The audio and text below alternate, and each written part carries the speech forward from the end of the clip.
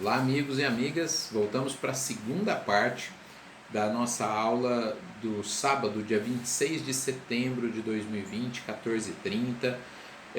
O livro segundo de O Livro dos Espíritos, Mundo Espírita ou dos Espíritos, capítulo 8, Emancipação da Alma.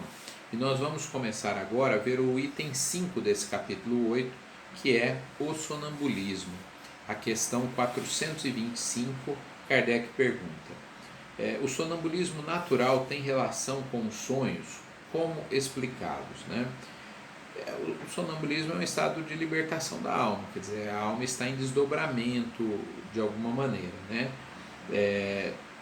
Mas ele é mais completo, diz a espiritualidade, do que o sonho. Então, como se a alma estivesse, de certa maneira, interagindo, né, com outras coisas, e até do mundo espiritual, e portanto mais completo aí que o sono. Então as faculdades adquirem maior desenvolvimento. Então é como se o espírito tivesse mais dono das capacidades espirituais do que no estado de sonho apenas, né? Quando ele está no sono e está tendo um sono. No sonambulismo o espírito está na posse total de si mesmo. Esse total, depois nós vamos ver no comentário um pouco mais abaixo, é quase total, né?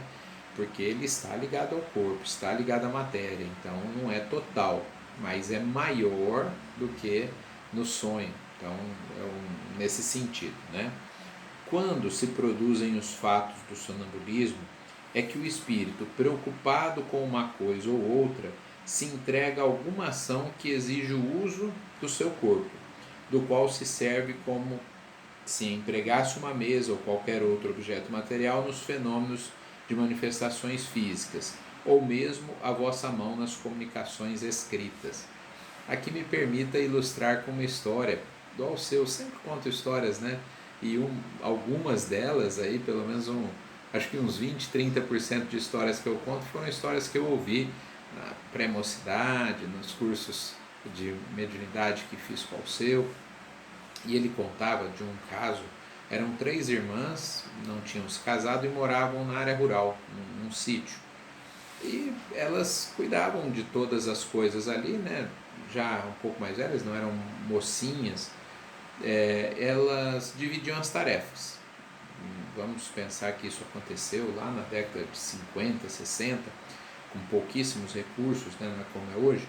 Então, uma fazia o pão, a outra varria, a outra cozinhava, a outra lavava. Elas tinham toda a divisão de tarefas. Uma delas, uma das funções era fazer o pão. E aí elas acordaram uma manhã, o pão estava feito. E ela então falou: mas quem fez? Essa é a minha função. Possivelmente algumas pessoas falaram: oba, né, fizeram a minha tarefa, não preciso fazer. Mas no caso dessa mulher, ela começou a se sentir ofendida, porque ela achou que as irmãs estavam de alguma maneira passando um recado de que ela não sabia fazer, de que o pão que ela fazia não era bom. Então ela começou a brigar com as irmãs. Aconteceu uma segunda vez, o pão feito, uma terceira vez, e as irmãs falavam: mas eu não fiz, você fez? Não, não fiz, não é possível, né? As duas negavam, mas ela não acreditava. Até que um dia elas escutaram um barulho, uma casa de fazenda era grande, né? Escutaram o barulho, foram até a cozinha e a irmã, que era responsável pelo pão, estava sonâmbula fazendo o pão, né?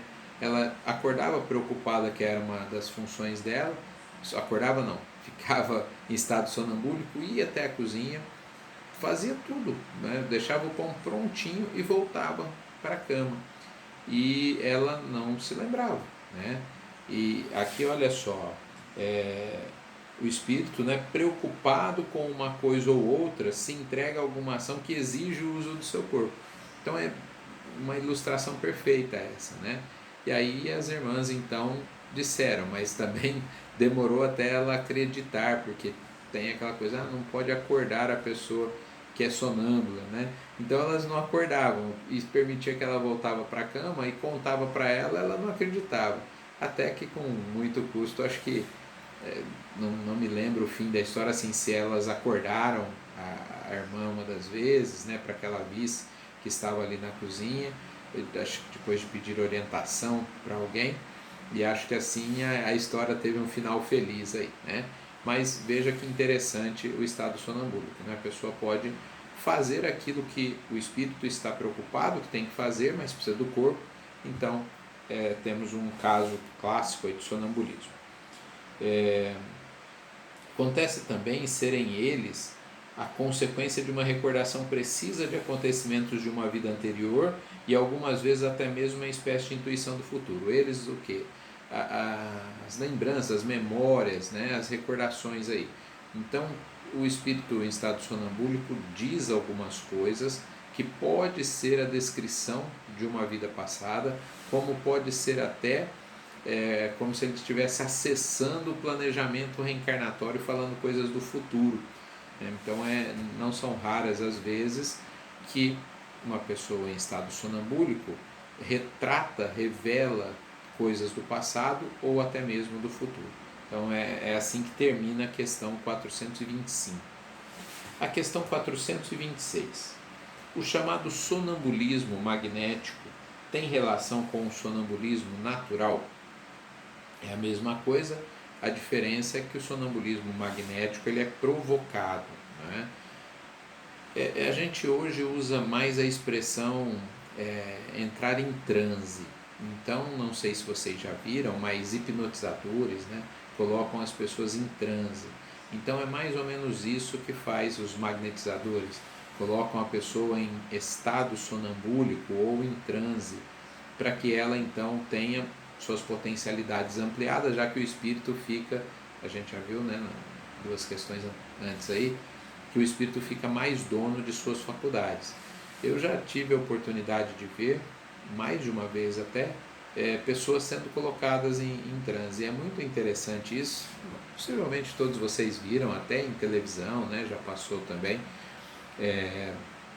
As pessoas dizem assim, não, eu não vou, pode tentar que você não consegue me colocar em transe. Mas olha, existe uma porcentagem grande, acho que algo em torno de 80% das pessoas que entram em transe com alguma facilidade. Alguns são mais resistentes, exigem, mas os mais resistentes não necessariamente é os que pensam que são mais resistentes. Porque na verdade a maioria das pessoas pensa, fala, imagina, eu não vou ter isso. Uma ilustração também. Assistindo uma palestra, estava um casal, várias pessoas foram colocadas em transe nessa palestra. Não era palestra espírita, tá? Era de um parapsicólogo, e ele colocou a moça em transe ao lado do marido, ali sentado, e perguntou para o marido assim, o que ela não gosta. Não gosta de cebola, ela odeia cebola. E essa palestra foi aqui no shopping. E aí ele então falou para as pessoas, alguém pode arrumar uma cebola? E aí alguém teve a presença de espírito e falou, eu posso pedir ali na praça de alimentação, né? Eles sempre fazem. E foram pedir na pizzaria, em algum lugar, e trouxeram uma cebola descascada, né? Uma bela cebola assim, grande. E aí eles deram a cebola, né? O hipnotizador deu na presença ali do marido e falou, olha, fala uma coisa que ela gosta. Ela gosta de maçã. Olha, uma maçã aqui, experimenta. E ela começou a comer a cebola como se fosse uma maçã. E aí, depois de umas 2 mordidas, né, ele tirou ela do estado de transe. A hora que ela percebeu, ela deixou a cebola cair, assim, ficou brava com o marido que tinha deixado isso acontecer, né? Mas não foi nada de tão grave, né? Não aconteceu nada tão grave. Foi o mais, digamos, o mais antiético que aconteceu nessa palestra foi isso. O restante foram estados de transe assim, que ele colocava e tirava as pessoas do estado de transe, mas não fez nenhuma brincadeira, né? Tudo bem que teve autorização tanto dela quanto do marido para que ela fosse colocada em transe, e depois do marido na questão aí da troca da maçã pela cebola. Mas o estado sonambúlico, então, o estado de transe, é isso daí que acontece, né? E a pessoa pode então ficar, nesse caso, ela estava num transe induzido, no estado sonambúlico induzido, tá?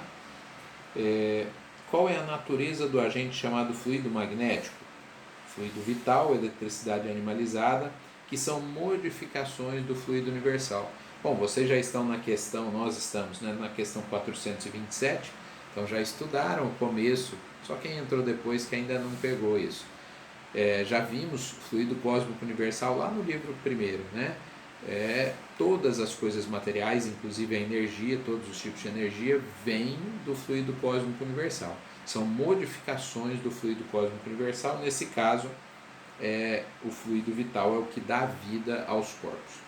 Voltamos já já para encerrar a aula de hoje.